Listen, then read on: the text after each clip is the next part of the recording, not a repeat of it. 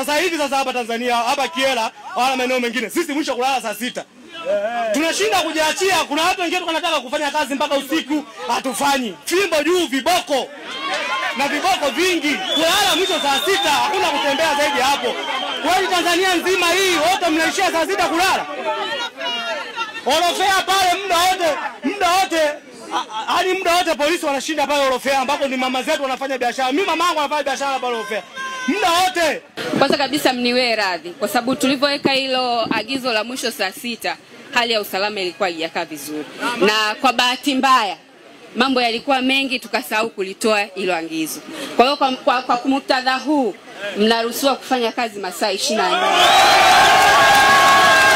Katika hili nataka niwahakikishie bodaboda mnaoendesha maguta, wa mama mnauza chakula, mama na baba ntilie, madereva, katika hadi 13 za Mheshimiwa Rais ambazo amezitoa katika siku 100.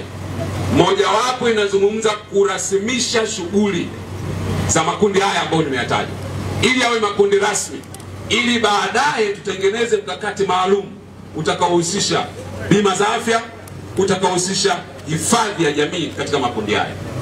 Dhamira ni kuhakikisha kila kijana ambaye ameamua kujipambania mwenyewe, serikali inaendelea kutengeneza mazingira mazuri.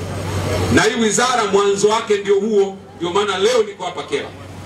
Ningeweza kukaa ofisini, nikaagiza mafaili, nikaletewa mafaili yanayohusiana na mambo ya Kiela. Lakini nisingesikia haya ambayo umeyasema. Ndio maana Mheshimiwa Rais akasema nenda kawasikilize vijana wenzako.